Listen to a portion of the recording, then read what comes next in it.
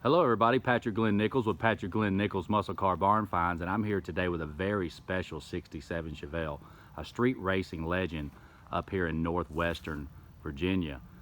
Some guys by the name, legendary racers by the name of the Golliday Brothers, purchased this car new in Martinsburg, West Virginia, and immediately prepared it for drag racing. The car was born an L34 version and raced the first year of its life as an L34, where it run low 12-second elapsed times.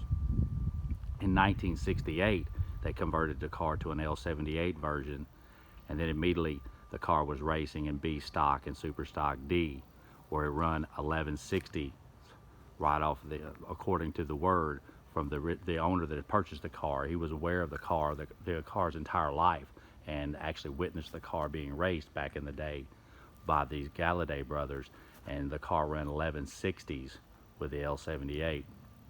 Very special car here. It was born red with red inside and was painted black somewhere around about 1970. The car's been off the road since 1970 and on this car hauler that you see here in front of you since about 1988. The individual that purchased this car had, like I said, had been following this car since back in the day when it was purchased new and raced by the Golliday brothers, and he found out about this car being parked on a piece of property not far from here, and found the car the way you see it now. It has been sitting on this car hauler since about 1988, and has been moved to this location fairly pretty recently, but the way you see it is the way it's been parked since about 1988. A street racing legend in this area here, this car has been. I'll do a total walk around video of this car like I normally do, and just try to do my best to show you the condition of the car, and the red interior still resides in the car, and the red lacquer is still present and under the black. The black paint was applied somewhere about 1970, where it's set in a body shop, and then an individual purchased the car from the body shop in about 1973. And then this car has been parked since about 1970 and off the road.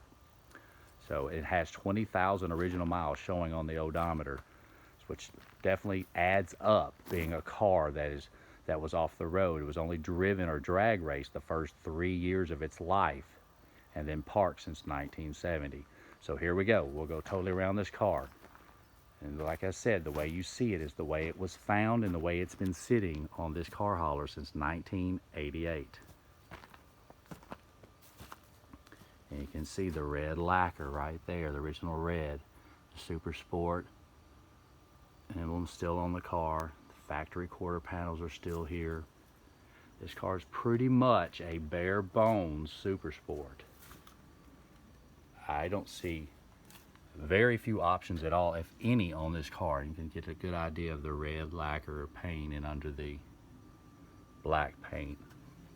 I'll open the car now and show you the interior. It's a red with red inside car. A beautiful car in its day. Again, this car was born an L34 version of the SS396. And most Chevelle enthusiasts understand that about 63,000 of the SS396 cars were assembled in 1967. About 17,000 and some change were of the L34 variety, and only 612 were born L78. Now you can see the original red carpet still resides in this car, and I'll do my best to show you the condition of the floor pans while we're here. The car is still pretty solid, considering. Pretty nice. Original red carpet. The car did not come with tacking gauges, and I will work my way to the other side. Please forgive the glare. And the back seat, of course, has been changed. It is now black.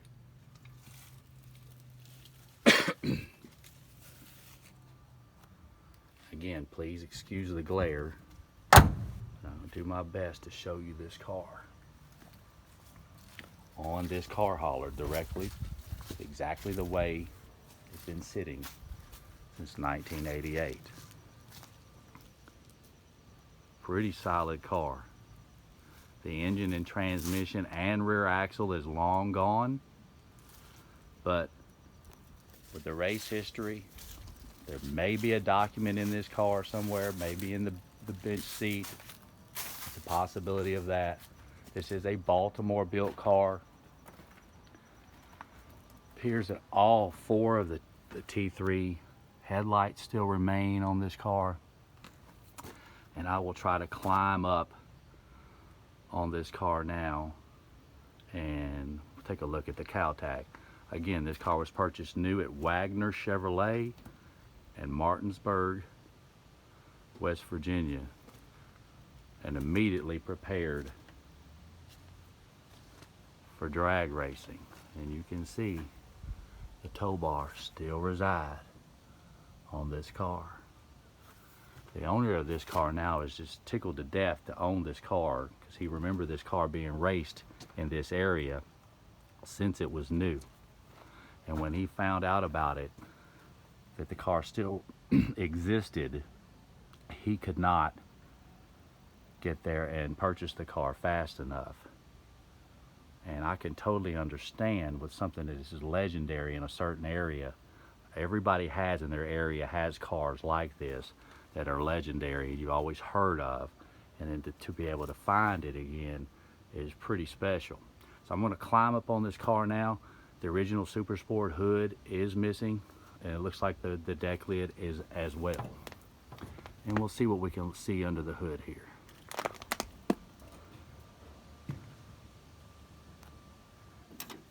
Again, please forgive the glare that the sun is casting. You can see the old school General Kinetics cam. And let's see if we can get back here and focus on this cow tag, firewall tag, without a shadow. Okay, 03C for the third week of March. 364 would be a data number or a job number, which is not really important to us for the Baltimore plant. The 7 in the top right corner is what is known as a gate number for assembly plant tracking purposes. It's really not important to us either. 67 for 1967. 13817, of course, for the SS396 body style, which we've been over before. BAL is the designation for the Baltimore assembly plant, and 5676 is the actual body number. Not to be confused with the VIN, is not the same. That is the body number. 747 for the very pretty red bench seat, imitation leather as it's called, which is vinyl interior. RR for Bolero red lower and Bolero red upper. And then the number at the bottom is another data number for the Baltimore assembly plant. Not to be confused with the last 6 digits of the VIN. That's totally different than this data number. Will not match. So again, third week of March, 67 Chevelle, red with red inside. And it just doesn't get much better than that. You can still see the Bolero red on the inside of the original fenders. But with these race cars, these cars that were raced like this with history, a lot of times their drivetrain is missing. That's kind of goes along with the territory with such a car. But everybody in this day and age kind of is looking for those. The cars with race history are very hot now. And to find a car with race history with matching drivetrain is really almost unheard of.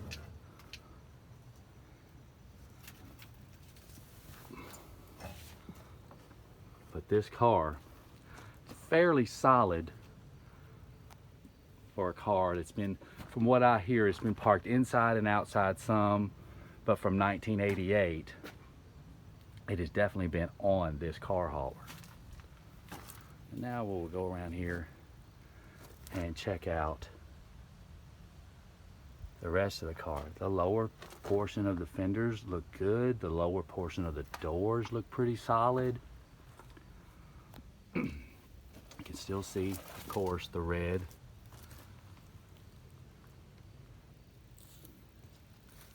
Paint under the black. Looks like it did take a lick here. From what I understand, this truck, when it was being removed, it kind of slid into a tree and a little bit got into this quarter panel here.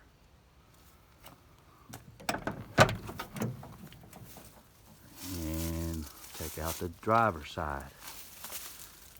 The original Bolero red. Bench seat, plain Jane. And you can see the steering wheel has been changed. It would have had a SS center piece and the steering wheel would have been red. You can see the car's drum brakes, manual transmission.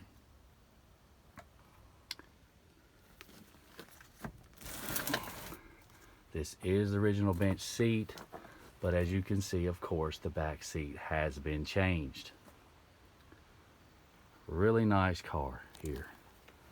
Nothing like a car with street racing or a drag racing history to surface again after, for many years, most people thought the car was either destroyed or not in existence any longer. Again, this car was converted immediately in the first year, in 1968. It was converted to an L78 and raced in Super Stock D and B stock, which I referenced a few weeks ago in the white ermine white 66 Chevelle that surfaced. Another cool example of a special high performance Chevelle. This one, the engine was put in this car. This car was born an L34. And the owner of the car claims it was a M22 transmission car, but most Chevelle enthusiasts understand that 0 were reported in 1967, but you always have a lot of guys saying that their cars were born with the M22. But no solid proof has surfaced to date. And now I will show you in the trunk portion of this car. Give you a good idea of the condition of the car. The deck lid has been changed as well. Looks to be off a copper or an Aztec bronze Chevelle. Spatter paint. And give you a good look of the trunk of this car. And I do believe it's got some holes drilled back here where it may have had some type of racing devices added to the car. And the suspension on the car has been added or modified for racing with the control arms. I don't think I can get a good shot of that, but we will try. You can see it's got spiral shocks on this side. A 10 bolt resides in this car now. Again, the whole drivetrain is missing. But again, like I said, it kind of goes hand in hand with a car that has that type of race history. A lot of those parts were abused and replaced during their life.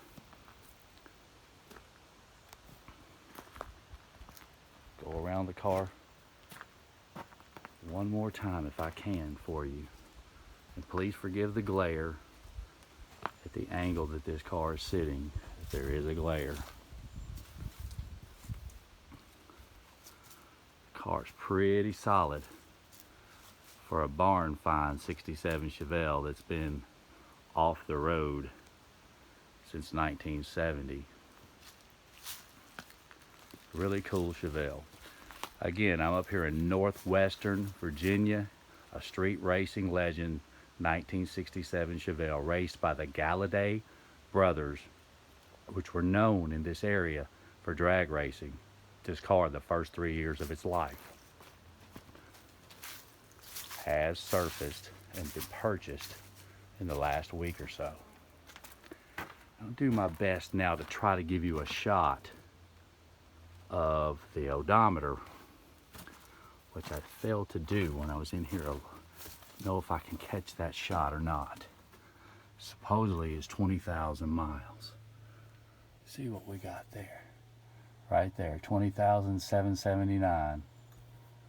That's about right for a car. It was only on the road for 3 years. You see, it does not have tacking gauges. Most Chevelle enthusiasts understand on a 67 Chevelle, the tachometer covered up the left-hand blinker, as you see right there, and that's why it's called a blinker tack. So the tachometer actually had the left-hand turn signal in the tachometer, which will be mounted right there, covering up the left-hand turn signal. So in Chevelle world, it's called the 67 blinker tack for the left-hand blinker. For some of you guys that are not aware of the 67 Chevelle tachometer, tacking gauges, special instrumentation option, this car was not born with that. This was pretty much a bare bones L34 car that was raced and transformed into an L78 the first year. And it ran 1160s as an L78 and about 1210, very low 12s as the L34. And that only lasted the first year. I'm Patrick Glenn Nichols with Patrick Glenn Nichols Muscle Car Barn Finds. I hope you enjoyed the video of this street racing legend 67 Chevelle up here in northwestern Virginia. More videos on the way. Thanks for watching.